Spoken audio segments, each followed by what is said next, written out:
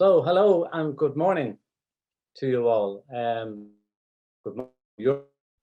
I don't know what part of the world. I'm sure everyone is. There's clocks all over the place. So, just want to welcome you all to the third in our series of webinars brought to you by Worldchefs in partnership with City and Guilds. And today's webinar, we will be discussing the Certified Culinary Educator. We will go through a series of slides. And we invite you to, if you have any questions, please post them. And we will be doing a Q&A session midway on the presentation. And then at the end as well, at the very end, we'll be doing the same again, continuing again. So just want to thank you all for registering in such great numbers again. And I think our audience today is mainly made up of culinary educators, trainers. You know, we realize that there's a huge number of individuals who dedicate so much of their time to teaching and to training our student chefs, and not just chefs, but also those in the hospitality industry as well. So, you know, I think hopefully you'll find this presentation of interest, and that it will encourage you to apply for culinary certificate educator. So, as usual, hope you're all staying safe, which is really important today. And we also understand and realize that the challenges that, you know, teachers have to make now by bringing a lot of their programs online. So, you know, that's on a whole new era, challenges for technology and so forth. So we hope that's all going well for you all and for your students as well. I'd like to introduce the team. Dora Teamer from City and Guilds. Dora's joining us again. Thank you, Dora. She'll be pulling in later on. And also I'd like to thank Lynn and Olivia, who are working in the background. And we'll be working with us. Lynn will be posting a few questions. A couple of we'll be doing a short poll at the end. So we'd like you to answer those questions, and just to kind of get a sense of, you know, how we can further help you as we go along. So let me just move on. So this is our agenda. It's very simple, and for any of you that have already been on the previous webinars, you'll probably you'll be familiar with them. But for those of you who haven't, we just want to kind of give you a little bit of an overview of where we are. So the introduction to the global certification. You know, this is the first and the only global certification of its kind in the world, and it has been co-designed with the leading employers, and the purpose of which was to recognize the skills and experience which people would gain on the job against the global benchmark, which would make them visible in the form of a Worldchefs digital badge. So the digital badge now is the new, if you like, you know, what we call the digital CV, if you like. So this is really taking over. You'll see it right across the world. Lots of different disciplines are using it, but Worldchefs and City and Guilds, we're the first in the world, and indeed for hospitality and culinary art to have this such a badge. So the power of this badge, okay, you know, and we have here one-click authentication of skills. So what it does is it breaks down the traditional barriers which helped individuals to communicate their skills, their knowledge, and the behaviors in a digital format. So that's done with all of the information that's actually on the badge, and you'll see that as we go on throughout the presentation, and then at the end when you'll see the badge that has been finally presented to you. So the benefits of getting certified, well, obviously the first one is to get recognized. You know, you're earning international recognition for your teaching and training experience in the culinary industry. And we all know that, as you know, and indeed in my own position as a former culinary educator, you know, you're moving from being a chef, training as a chef initially, and then going on to culinary education. You're bringing that strength of experience with you, but you're also, you know, learning new teaching skills, learning styles, and all this kind of thing. So these are all very important, and this helps you to be recognized for all those skills that you've learned over the years. Obviously, then progressing your career. I mean, people say to me, you know, but you know, once you become a teacher, that's it. You're there. There is a progression ladder within the teaching profession as well, you know. And any of us that have been lucky enough to start off as a as a grade 1 teacher and move up to, you know, assistant dean of school or whatever, or indeed head of school, you know, they've done that through this travel. So that's another way of helping you to progress your career as well. Using this badge helps you to do that. Applying anywhere, anytime. The beauty about the system is that it is what I call portable. You can do it anywhere. You could be anywhere in the world. You know, you could be sitting on an island somewhere, provided you've got good broadband or whatever. But you know, you could be doing it anywhere. You can tip in and out of it at any time. That's the beauty about it. It's flexible. That's the word we use. It's flexible. So let's take a closer look at the Culinary Educator, at the badge. So this is the actual the title for it, if you like, right? So what you have here, the holder of the badge is a professional with an in-depth knowledge of the culinary industry and a proven track record in teaching, training and people development. This individual has experience in working in a professional kitchen and is currently engaged in full-time, part-time or voluntary educator role. And I think the last two are very important. You know, part-time could be, you could still be working in the industry as a chef, but you may also be teaching part-time. This, you know, this criteria covers this. And also for a voluntary educator role as well. We have a lot of voluntary educators out there who are giving out their time, free time, and you know, we want to recognize those as well. So you have those three different criteria. Now, we have recently, obviously we've been awarding quite a lot of certifications to chefs. I wanted to listen to this message from Chef Brad Barnes, who is in Le Culinary in Australia. I'm Brad Bennett, founder and CEO of the Culinary Hospitality Institute. 2020 has been an extremely challenging year for all of us. One of the most rewarding things that has happened to me this year is to be acknowledged and recognised for my skills and knowledge by being awarded the Worldchefs Certified Culinary Educator from the World Association of Chef Societies. What does this mean? This means that my skills and knowledge as an educator, as a hospitality entrepreneur, as a chef are now recognised. And they're recognised by a brotherhood of world chefs. At Le Culinary, we don't train our students to be average. We inspire our students to be awesome. So the question that you should be asking is not why do I do this certificate, but when. So I encourage you, enroll now and be awesome. I think that statement speaks volumes. And I'd like to thank Brad, first of all, in the first instance, for agreeing to give us a statement. I think it's very encouraging. And, you know, these are the kind of messages that we're getting from chefs, culinary educators who have received this certification. So hopefully this will encourage, you know, those of you that are on the webinar with us this morning to consider this. Okay, we'll move on to the next slide. So, okay, this is we call it the role or the route to certification. So in here we have the different steps. So in step 1, you know, you choose the badge. But before you choose the badge, what you need to do is you need to read. There are 2 books that two handbooks that you need to read. One is the actual certification handbook itself, and then you also then have a specific handbook for each level. And in this case, we'll be showing them to you later on. They're the 2 handbooks for the global certification. This is the actual global certification handbook here. Let me open this here. Hopefully this will work for us.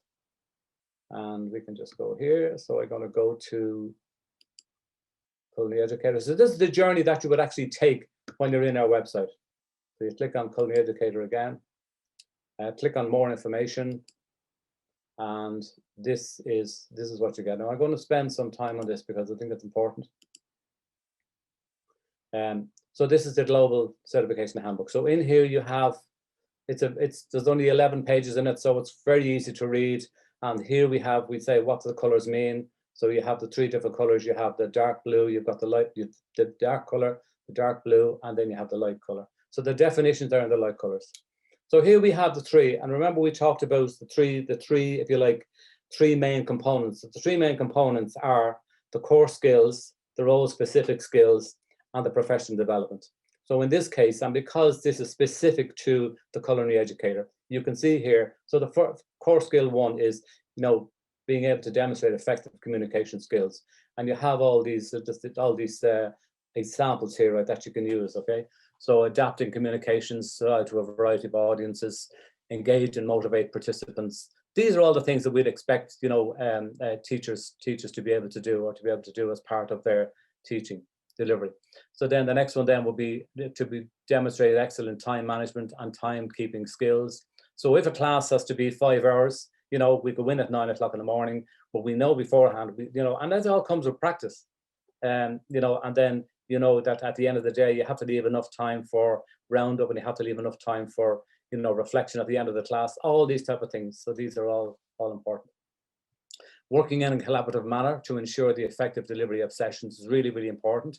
Working with other teams, if there's a team of you working together and you're all teaching the same program, well, then it's important that there is that collaborative approach, which really brings the whole thing together. Making decisions and solving problems related to own areas of responsibility. Again, you're going to pick the different learning styles. We all face challenges, as teachers. No day is a perfect day, and not everyone in your classroom is going to be, at the top of their game. So you've got to bring everybody together. You've got to work with those. You've got to be able to identify, bring those that are maybe not as strong as the others. Bring them all together. You want them all coming at the same level. So you want to be able to show examples of how you do that. Apply creativity and innovation. Really, really important one here, because we wanted to specify the whole notion of innovation.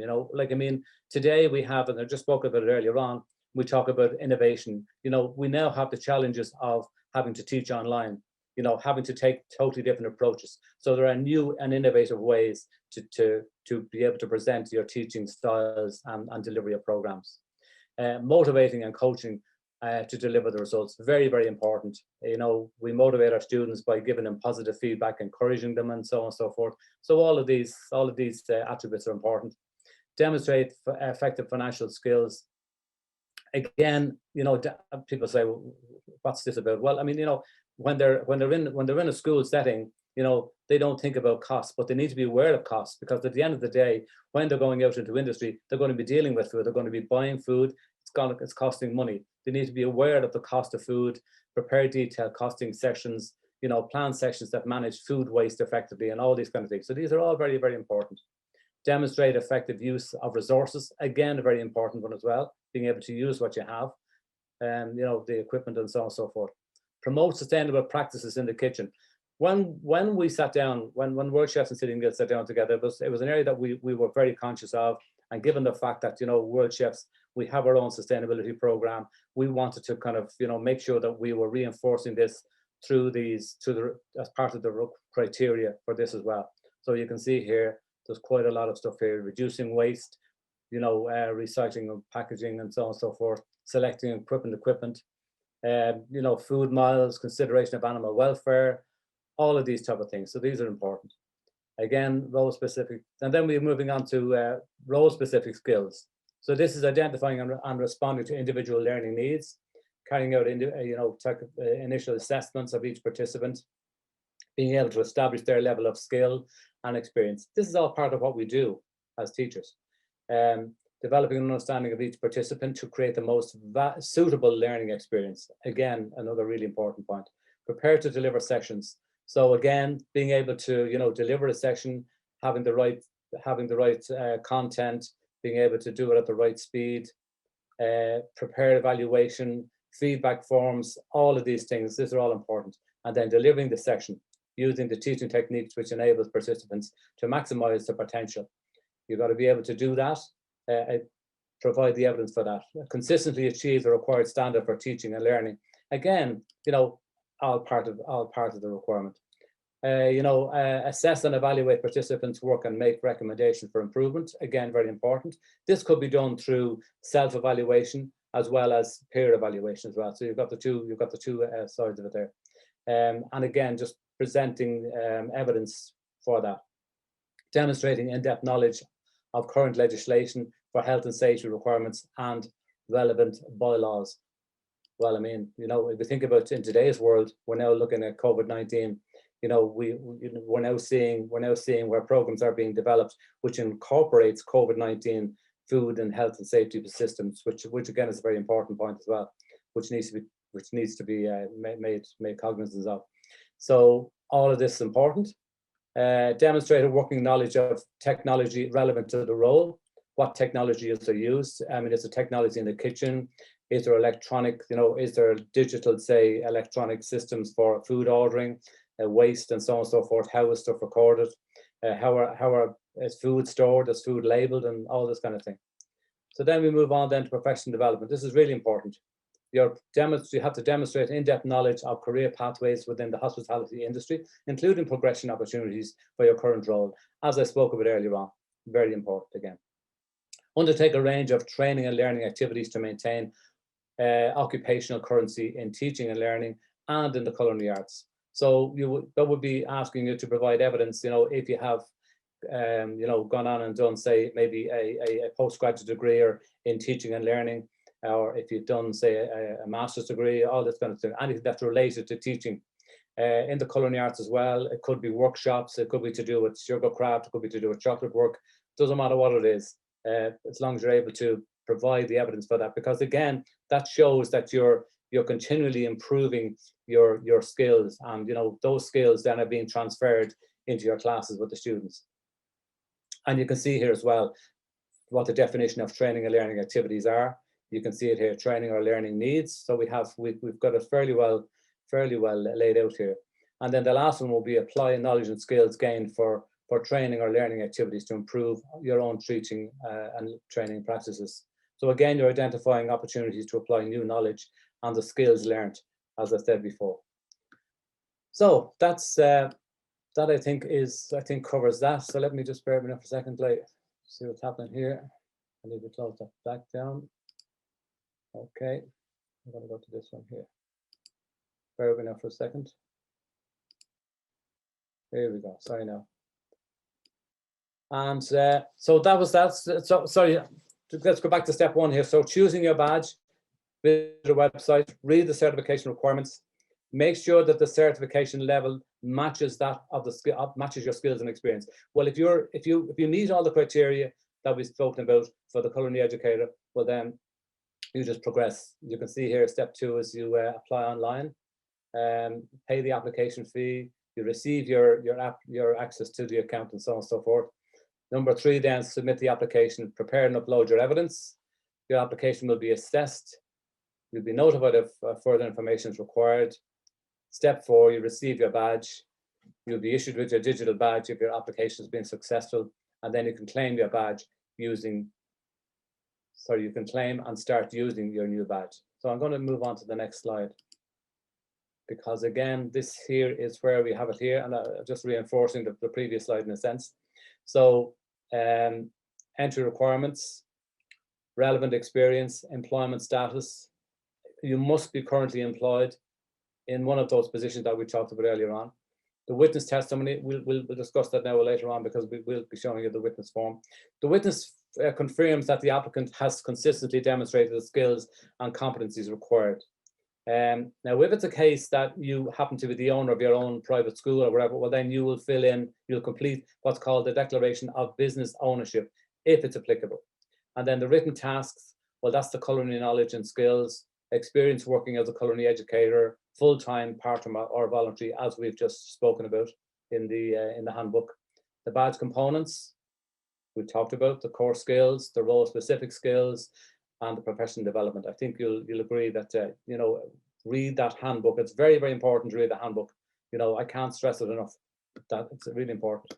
The documentary evidence, training session presentations. So this is where you would be asked to present present a 10 or 15 slide PowerPoint presentation on a delivery of a subject, whether it be a food hygiene program or whether it be a principle of cookery or whatever. It's your choice. Evidence of innovative teaching and training techniques, professional titles and certifications achieved. This is very important. Professional titles and certifications achieved. Please do, submit as much of this information as possible, because this will all go towards, strengthening your application. If you have all this information, if you have these awards, you have these titles, please share them with us. Okay, so again, we're taking a closer look here. So these are our badges here, the Worldchefs Culinary Educator badges. These other badges here are the hospitality badges, which are, again, have been developed by City and Guilds. But these ones here are, today we're mainly discussing these ones here. So again, you can see here the core skills, the role specific skills. Again, it just I suppose reinforces what we just said earlier on. So now the introductory guide. This is a document that, let me open it here. Here we go. Okay, so again, we go the same thing. So I go Culinary Educator, click on Culinary Educator, open it here, click on it here, and more information. Okay, so this one, let me just open it here. So this is the handbook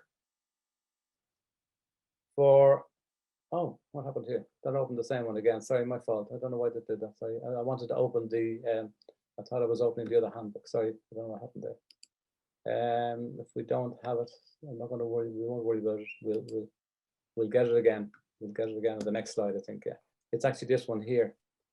I don't know why this won't open. I know. I think I'll open it now. Bear with me.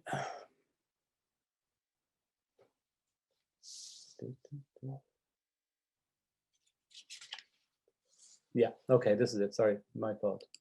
So I open this here, and this is the actual handbook that we invite you to read, before you even consider looking at your level. And you may well say, listen, I'm qualified, I know I'm qualified, but at the same time, it is really no harm. We would invite you to read this, because it goes into very good details. You can see here, it's the introduction to the hospitality certification, a little bit about Worldchefs, City and Guilds, and then about the hospitality, the certification pathways, global hospitality badges, the certification handbooks. It's all here. It's really very important, because it actually, it's a nice, neat little document. It's worth reading. It's very relevant. As I say, it talks about the different levels, certification pathways, and so on and so forth. These are the hospitality badges, certification handbooks, which we talked about, the certification requirements. Again, we talk about the core skills, the role specific skills, professional development, and quality assurance. Quality assurance is really a hallmark of this program, because all of our badges are quality assured and certificated by City and Guilds, who issue the badge on behalf of Worldchefs. So this again here is just reinforcing the point earlier on I made. Applying for the global hospitality certification, the process for individual route. This is for the individual route. So there you have all the steps there. You don't have to print it off. You can just look at it, online or whatever. This whole brochure here talks about Learning Assistant, which is the platform that we will be talking about later on. Fast track applications, which we will look at another time. I do know that there are some people who are actually going through fast track applications at the moment, and we will be asking a question. If you want us to, if you'd like us to have another session for fast track, we will certainly be happy to do that. And these then are just some of the evidence requirements for the files that you need to upload. You can see them here. Close-up photo of the dishes, photo taken of yourself in the workplace, yourself in uniform, evidence of learning and training, documentary evidence, witness testimony, ownership declaration. These are all important points. So it's really, I would encourage you to read this. Evidence requirements of written tasks, the language of the application. The language of the application is English. However, we will accept, if there are documents that are in a foreign language, you can submit those documents, but you must give us an English translation of what that document says. The application period, we said the application period, you can see here, it can vary. but we want to try and, you know, keep it within. And we're obviously cognizant as well of this COVID-19 situation where some people have lost their jobs. So we're taking all that into account as well, and we will be looking at that in the future. So again, applications, recent employment, you can see here. So this, we have actually agreed with City and Guilds that we are going to make exceptions, and that's the press release, I believe, is on our website. You can go and view that at www.worldchefs.org. Okay, I'm going to go back to the presentation again. So I hope that's been of interest to you. So let me just go on again. So again, a closer look. So this here again is the Culinary Educator. So this is the handbook that I've already gone through. You can see it here. Again, I'd invite you to really, you know, take the time to study it. It's very important because, you know, everything in this handbook is relevant, and it's a really good guide to, you know, to progressing on with your application. So I think at this point, what we will do is we'll take a Q&A. So we do a Q&A workshop. So let's have a look and see, are there any questions coming in? I'm not getting, why am I not seeing this? Oh, I can see now. Okay, so there are 7 Q&As. So let me look and see. Okay, so Martin. Okay, a Q&A from Martin. Okay, Martin, what if I'm already a qualified teacher with a diploma? Yes, Martin, you can apply. I mean, there's no reason why you can't apply. You fit. It seems as though you fit the criteria. However, you know, that will be based on the evidence that you will be submitting, and obviously, if you have met all the criteria, you know, and fill in your application form, follow the steps that I've been just talking about, well then, you know, you get feedback from your assessor, and so I wouldn't be concerned about that at all. Okay, next question is from Paulinas. Sincere appreciation to Worldchefs for this great idea to certify culinary educator. My question is, can Worldchefs give accreditation to culinary schools? Absolutely, of course we can, but that's a separate conversation, and it will be a separate webinar which we will be planning in the future. So watch this space. Watch this space. Hi, Stephen. Stephen Furlong. Hi, Stephen. Here with each section to achieve a badge. How long do you have for each section to complete a badge? Well, there's a good question, Dora. Do you want to take that? Thank you, John. Absolutely. And I mean, the length of time that it takes for somebody to achieve a badge depends on how quickly they are able to complete the application. Absolutely. John, you've already explained, and just to reiterate the point, that the application is based on a collection of evidence that applicants will be submitting. So if somebody can submit the evidence within a few days, then there is a service level agreement in place that the assessors will respond to the submission within 5 working days. So if somebody is super fast, you know, the assessor will turn around their application within maximum 5 days. What we often find, because there are 2 opportunities for somebody to make a submission, which we'll cover in a moment, it might be that it's 2 times 5 days. So it does depend on how quickly somebody is able to put their evidence together and how good the evidence is. Yeah, great. Thanks, Dora. So the next one then was Michael Gilles. Michael asks, is there a fast track option similar to others within WACS certification? I'm not sure, Michael. I think that question, I'm trying to say, is there a fast track option similar to others within WACS certification? I presume you're talking about for the Culinary Educator. Well, we do have a fast track, but we have that with maybe 1 or 2 associations at the moment. We would like to, I mean, if there are organizations out there that have programs similar to, you know, that for Culinary Educator, we would certainly be interested in talking to them and mapping their requirements against the Worldchefs requirements. Stephen again. Okay, so Stephen's now saying, okay, how large a video can be updated to submit evidence for skills and knowledge? This is a very interesting question, and we have had in the past, we have received some videos, some of them quite large, which can cause problems, can't it, Dora? So it's not so much what we've done, and John, you already highlighted the 2 documents in terms of what people can see up front. So you've got the handbook.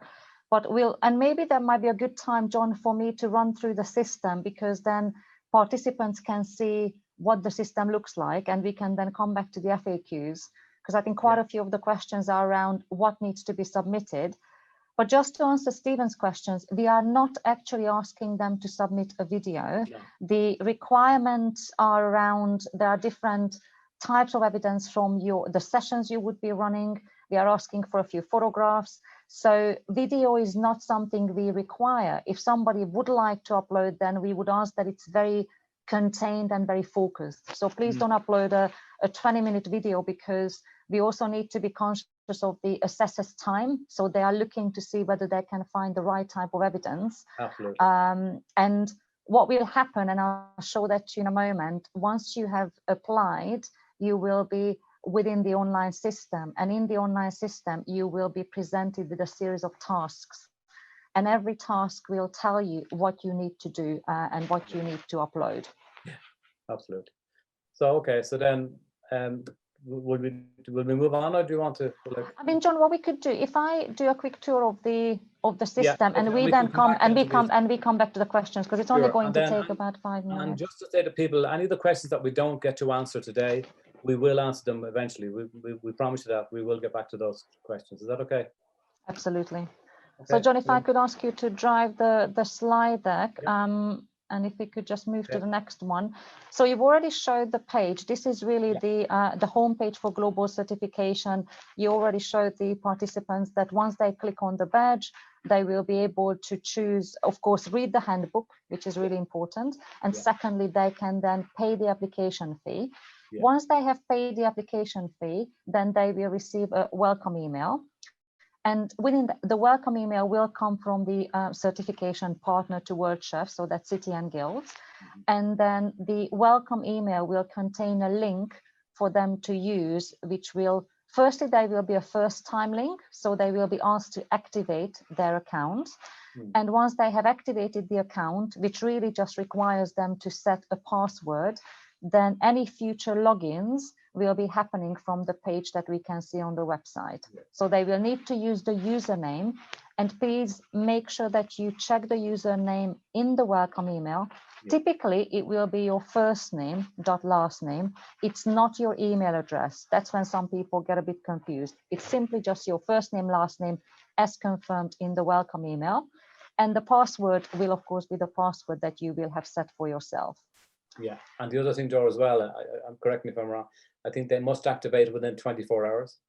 I think it's 48 hours. I will double check on that. Yes, we'll put it to the FAQs, but there's again, no problem. If they haven't managed to do that, they can just get in touch with us, and then we can do it. Absolutely. And that's an important point as well, that if anyone's having difficulties, you know, just get on. Just get in touch with us. No problem. And also there's an option to, like on all our websites, to reset the password. So don't worry if you forgot your password, simply just reset it. So you can use all the helplines which are available on the page. Okay. And John, if we can then move on to the next one. Thank you. So once you have received your account, your login details, and you are in the system, this will be your home page. The example provided here, it's a generic one. It's for a chef de cuisine level. Of course, if you have applied for the Culinary Educator one, then it would say Worldchefs Certified Culinary Educator on the black bar in the middle. Now, please, just to be on the safe side, double check that you have applied for the right level. If you haven't, again, it's not a problem. You can get in touch with Worldchefs, and or you can use, there's a support email at the bottom of the page. We can transfer you to the right level. Before you do anything within the online system, we would ask you to please read the guide, and the guide is located. Oh, John, the slide is getting smaller. I don't know what happened. Maybe you moved your cursor. Thank you very much. So you will find the guide under the resources section. It says Guide to Using Learning Assistant. You can see the image of the guide on the page.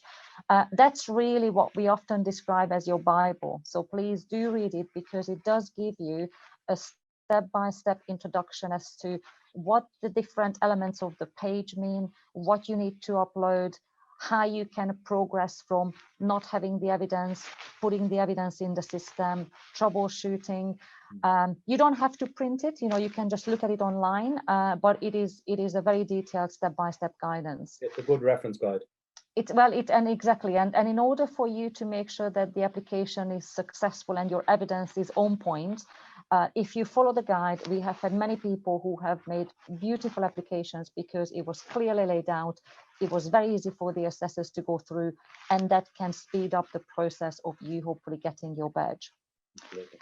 Then once you click on the black bar, which again, the guidance will tell you where you can click, what you need to click, then you will be able to see what's on the right-hand side of the screen, which is a slightly more detailed breakdown of your application. And you will find that there will be parts. There are 4 parts to the application. The first part is around, it's asking you about yourself, your professional background, where you work, the type of work you do.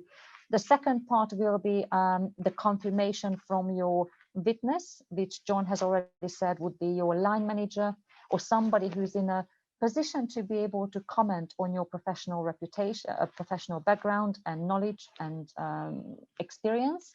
It have to be a senior above you. It has to be senior to the person, absolutely, John. And if you happen to own your business because you are running your own, either you're running your own school or you are working as a consultant educator, then you would need to submit a declaration of business ownership if there's nobody that you would be reporting to. Then part 3 within the application will be all about your teaching and training skills, and part 4 will be about your professional development. And within each part, you will see a few other tiles. Here it's part 1, 1.1, 1.2, which will then outline task by task what you need to do within the system. But before you would do that, and John, if we could please skip to the next slide. Before you do anything, the most important thing for you to do is to accept the candidate or the learner declaration. And that declaration will be your confirmation that everything that you upload in the system is your own work. So it has been produced by you and it's being used by you. There's another important point which the guide will tell you how to do, which is just to double check your email address and set your notifications, because the notifications will allow you to get an email prompt every time there is feedback on your application within the system. So again, if you look at the guide, it will tell you how to do that. Okay. John, we could please skip on the next slide. Then once you start working your own application, there are 2 types of things that you will need to do. One is that there will be forms. They are called recording forms within the system. This is what you can see on the left-hand side. And when you are using the recording forms, you will have questions in an online form that you will be able to answer. Now, you don't have to answer these within a particular time constraint. You can read the questions, you can leave the system, come back to it. So you will be able to complete those forms within your own time. And you will just make sure that once you've typed something in, you save the answers, even if you are not yet ready to submit. The other type of evidence that we will be asking you to put into your application will be a range of documents, and some of those will include session plans or examples of sessions that you would have delivered. And all of those things will need to be put within your evidence folder, which is what you can see on the right-hand side of the page. And you can use PDF, PowerPoint. Again, videos are not required, but if you have got elements of a session which shows, for example, innovative techniques, of course, you can share that with us. Just make sure that the file is not enormously large. I think you have got 250 megabyte storage space that you can use within the system. Yeah. Another really important point that John will also highlight later, but this is just to note it now, is that please don't submit your full application and your evidence until you have completed all of the tasks. And that's because you have 2 opportunities in total to be able to make a submission. The first is when we ask you to complete all the tasks and make your first submission. And the second submission is your opportunity to respond to the questions that the assessor might send you if they find that your first submission lacked some evidence or needed some explanation. So it's really, really important that don't submit your evidence until you have completed everything, because we don't want you to almost waste an opportunity without or before you had a chance to finish everything. And I think also, Dora, that it's an opportunity for them, for the applicant to actually go back and review what they've already done, because, you know, as you say, once they've submitted it, the evidence is locked. They can't go back in again. And also, John, what we'll find, and I think is just the way in which we all work, that once we have completed all the tasks, we might think, oh, I could have added something to task 2. So it really just allows you to make sure that everything you wanted to say in the application has been added. Yeah. Just another point as well, Dora, just I think we should talk about is the quality of the photograph, the format of the photograph, whether it's going to be a JPEG or whatever. Like, you know, sometimes we get, you know, sometimes you don't want them to, it has to be a certain format. It can't be sort of coming from iPhones or that kind of stuff, because they're not viewable, I don't believe. So there's issues there. I mean, normally the system, so what we would, if anyone is having any technical difficulties, they have got a support email, which they can get in touch, and the assessor would also highlight. I think the good thing with the educator application, that unlike with the other chefs, if they are a chef, you know, they have to submit photos of dishes prepared. Here with the educator one, the focus is very much around the presentations and their work. So often it tends to be, it tends to be Word documents and PowerPoint, and again, sometimes videos, absolutely. And also if there are links, you know, by all means do share links, because there might be things that, you know, that we would have, that they would like to share. So I think, John, we can then move on to the next one. So these 2 documents relate to task number 2. Task number 2 is around the witness testimony that we already talked about. So this is an example of the witness testimony. And then, as we said, if you own your own business, then instead of the witness testimony, you will be asked to complete a declaration of business ownership. Yeah. Okay. And these forms are, of course, within the online system. Now, this is just a very quick look at the fact that if you have completed the tasks as it's outlined in the guide, then you will see that your progress bar, which is the one circled in pink on the left-hand side, the colors will start changing. So in this example, it says 100% submitted. So that would be at the point when the person has completed all the tasks and they follow the guidance to do what we call the cross-referencing. And the cross-referencing happens when somebody has uploaded all the evidence, and as a final check, they are being asked to run through all the tasks and basically just say, I'm ready to submit my evidence. And once everything has been submitted, that's when it becomes your first submission. And if you have done it the way in which we would like you to, then all of the tiles on your homepage would have turned blue. You may remember they were gray, and now they all have turned blue. And once that has happened, then the assessor comes in and they will then look at all of the evidence that has been submitted. And there are 2 possible outcomes at that stage. One is that they might come back to you, and I think, John, that's on the next slide. In fact, one thing, of course, this is a really important step, which I should have mentioned, it is in the guide, that you will also be asked to make a note within what we call the contact diary. And the contact diary is the place where feedback on your application is going to be stored. So if the assessor has got anything to say, they need to ask you something, that will always be in your contact diary. In the example that you can see on the screen, what we will be asking you to do, once you have submitted, you completed all the tasks and you submitted all your evidence, you will be asked to make a quick declaration, and you can see it's literally a couple words to say, first original submission completed. This will be your final say within the system to say, I am now ready. I don't want to make any more changes. Everything I've submitted is ready to be assessed. And this is where the assessor will then come into action, and they will review your evidence as quickly as possible. And once they reviewed the evidence, that's what I was hoping to get to.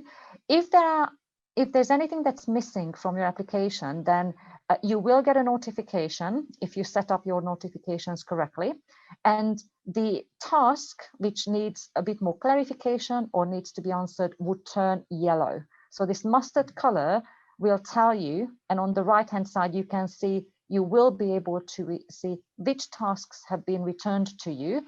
And then you can click onto that task and you can see what the assessor is asking you to do. The tasks which have been turned green, you don't need to worry about them anymore. They have been accepted, which means that they contribute to the full completion. And John, if we can then skip to the next one. And this is an example. If your first or second submission has been fully successful, all of the tiles will turn green. And importantly, in your contact diary, the badge that you have earned will appear. At the same time, you will also receive your badge or the link to your badge in an email. And the important thing to remember that when you receive that email, please make sure that you click on the button which will say claim your badge, because just having the badge means that it's been issued, but it's still pending. So for you to be able to start using your badge, you need to click on the email, the link in your email, and then you will be able to create an online a profile within the badge system, which you can keep for the rest of your life. You can store all of your badges, your future badges, within that profile, and it's something that you can use to share the badge on social media. And exactly, and this is really, that's the email that you would receive. Again, you need to accept your badge, and on the right hand side you will be able to see what your badge looks like once it has been issued to you. And just to describe, so you will have that clickable image, which John has already referenced on the previous slides. You will have a brief description, exactly the same description. Oh, yep. Oh, that's a big one. That's better. Thank you, John.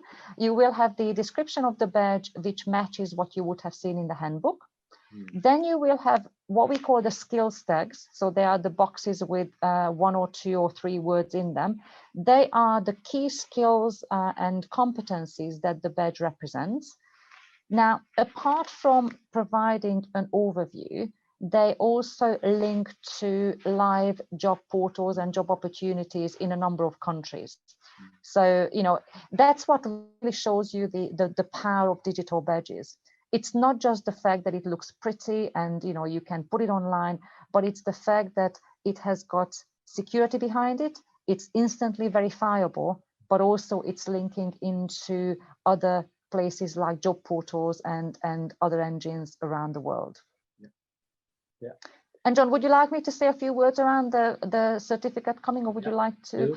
So I think one really exciting feature which we are looking to introduce next month is that, as well as having the digital badge, which again is something you can share online, social media, in your CV, we will also have a new functionality that will allow you to self-service and to print out or to download a PDF version of the badge, which will be just like an e-certificate. And then you will be able to share that. You will also be able to print it should you wish, and you can display it in your classroom or in your home or whatever you wish. Yeah. So that's something that a lot of people have been asking for, and we are delighted to be able to bring it to you. We also get requests, Dora, from some people saying, can they download the badge? So some people are actually embroidering the badge on their chef's jacket, or they can include the badge in their business card or whatever. We have no issue with that.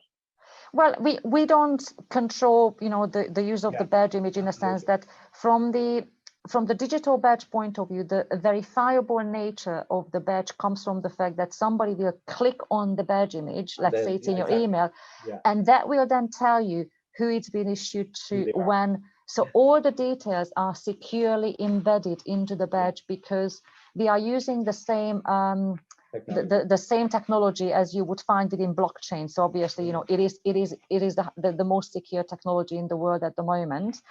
We know that there are a number of companies, I think they are currently in the US, who are linking and I think it's in the sporting industry where it started, where they are linking badges to printing secure patches, that people can put on their uniform. This is not yet something that we have introduced. So if somebody chooses to take the image and use it, that's outside Worldchefs or City and Guilds control. What we are able to vouch for is really the link, the secure link, Yeah. and the PDF certificate. So that's what we would be able to verify Yeah. ourselves. That's Yeah. a very important point. Absolutely. Okay, so then this is what you spoke about earlier on, where they can actually display their credential and whatever. Yeah, so it's great. Absolutely. Okay, So I think there have been a lot more questions, John. So maybe you would like to go back. Exactly, I'm Yes. just looking at where now. Yeah, we've got 10 more minutes there, and then we need where- to leave some where have time my for the questions? FAQs. Yeah. Here we go. So let me just go again now. Sorry. Further now. That system is quite slow. I don't know why. Are you able to access the questions, John? I'll be able to. Why aren't I coming Great. down? Perfect. Here we go. So, where do we start? What was the last one? That was okay. The video one, okay. I think there's a question from, I might not pronounce her name, Wei Kang from Singapore. Can you see that? Maybe we could pick up from there. Oh, so yeah. If you just, yeah. This is Wei Kang, yeah, from Singapore. My concern is currently I am teaching special needs secondary level students. Some of the skill sets that are needed to be demonstrated is not required in my job responsibility. How would we? Well, we do for somebody to be able to receive the Worldchefs certified educator. They will need to demonstrate all of the skills which are outlined in the black. Again, yeah. John showed you the colors. The blue ones are examples, but we will need to have evidence against each of those skills within the application, unfortunately. Yeah, they'd have to be, yeah, absolutely, yeah. And then one from Joseph. Oh, sorry, they keep moving on me, sorry. Sorry, John, I just made it answered live, which is why it might have disappeared. Yeah, please. Is this really benefit? Okay, is this really benefited for the HM students or for the experience of culinary personnel? I think we're talking about hotel management students there. Well, I mean, you know, do you want to answer that one? Because that's to do with the hospitality. So this one, absolutely. When you look at the homepage for global certification, you will see that you have culinary badges, which is what we are focusing on in this webinar series. We also have got a range of hospitality badges. So there is a hospitality educator equivalent for the culinary educator badge. Yeah, great. Okay, if the student I teach is at high school in Malaysia, is that able to apply? Those students will need to study for 3 years in high school level in culinary art, pastry and baking, and food and beverage management. Well, yeah, they will. Well, I think so. I mean, so I think the question is, if the student, it doesn't matter whether they teach in a high school setting, in a university setting, in a private training provider setting. What matters is whether they are able to demonstrate the skills and the competencies we're asking for. So as far as the setting is concerned, it could be perfectly suitable, yes. Yeah. Okay, next one is about registering a school for Worldchefs recognition, which I'll answer offline. There's no problem. That will be a separate webinar. Where am I? Sorry, my thing is moving. So sorry. It's just because, John, as I'm accepting the question, I think it shifted up. So apologies for that. Okay, here's this is an interesting. Good day, chef. The chef as well as from South Africa, as a culinary consultancy company owner involved in training as well, do I qualify to apply on this platform? Well, if they're teaching, I mean, you know, consultancy that's an interesting one there. I think it depends. If they are a teaching consultant, yeah. So if they are delivering teaching and training, and again, they are able to demonstrate, provide the evidence, exactly, yeah. Absolutely. Yeah, totally, yeah, okay. Okay, so I'm a certified educator professional from Independent Australia. Additional to the diploma in training, design and development, will this be considered during the certification? Well, I mean, you know, as we said earlier on, if you have professional titles that you've earned over the years, well, then, you know, you submit them as part of your application and they'll be considered. Obviously, of course they will, yeah. It speaks to part 4, which is about your professional development, absolutely. John, it's going to skip for a moment as I'm accepting that question, yeah? No, you take the next one if you want. This one is, okay, hello, I'm Niti. I have done MSc in Nutrition, Dietetics and Food Service Management.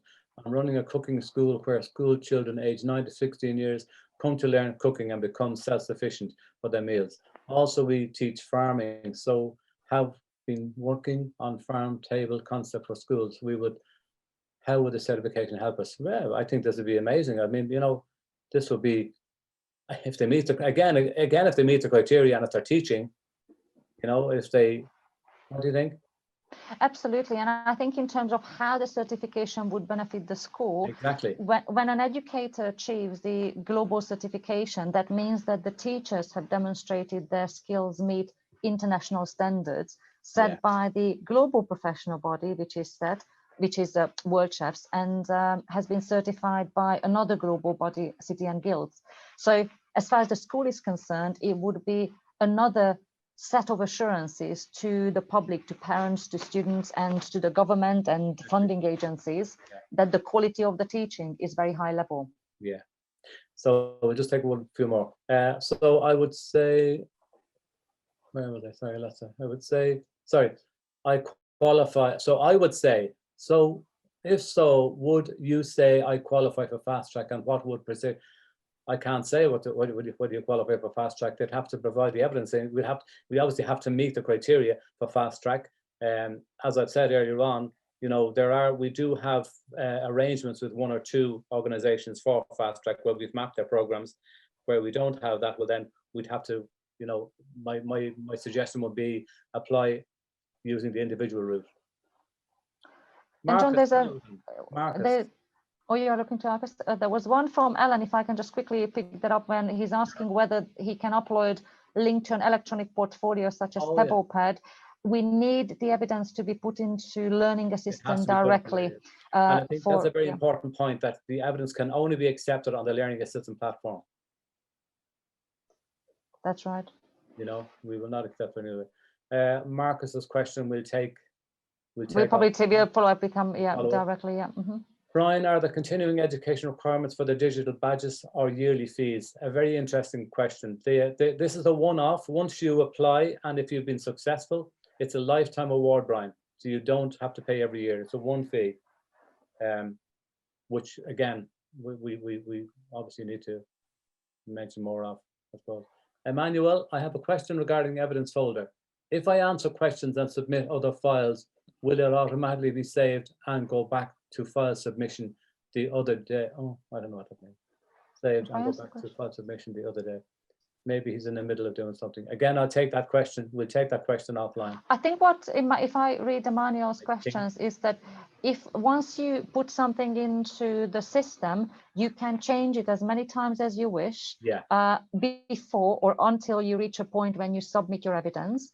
But once you put in the answers, it will be there. So you can log in, log out, it won't be lost. I think that was the question. I think you're right, yeah. And I think the other point as well, which is important as well, is that all of the changes that are there, those changes are recorded. They're kept in the system.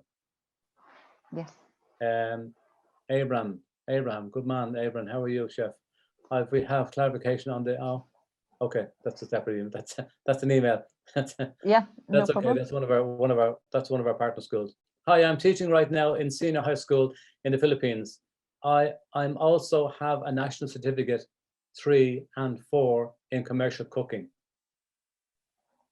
I think Nino is asking about the entry requirements, whether they would qualify. I presume they are asking, but yeah, I think so. Yeah, I think. But they are teaching. So again, if you are teaching, whether full-time, part-time, voluntary role, and you are able to meet the requirements, which is why please do read the handbook.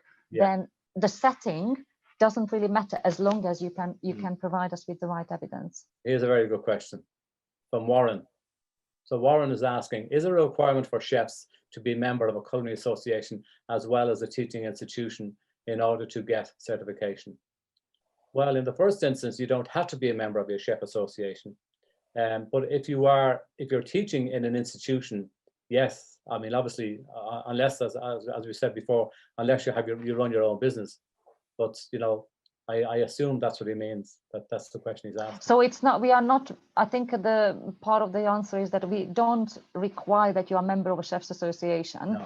What we require is that you are able to evidence that you are currently working as a teacher/trainer. trainer. That's right. Exactly. Yes. Exactly. Yeah. Now, if I am a certified hospitality educator, would I be able to join the fast track to apply? I think that's a fast track question, John. We can probably take off. We'll follow up on that. Yeah. Anthony Mahendran, good man, chef. like to enroll our chefs for Culinary Educator certification. Yeah, okay, we'll speak offline, no problem. Nice to see all these questions coming in from our friends. I think, how are we doing on time? I think, John, I'm just thinking we probably should allow a minute or so for the Oh yeah, because the poll questions. And just to say, we will be publishing any questions we didn't get a chance to answer. They will be incorporated into the FAQs on the webpage. Yeah. So I'm gonna ask Lynn. Lynn, do you want to take over the poll? And that brings us to the end of this webinar. So I hope you found it useful, and as I said before, we look forward to seeing your applications coming through. Please consider, and also please share this these webinars with your friends and colleagues in your schools or in your training centres as well. So I think at that point, I think we will sign off, and wish everybody well. Stay safe and stay well. Thank you very much. Thank you, everyone. Enjoy the rest of your evening, morning, and day. Bye-bye.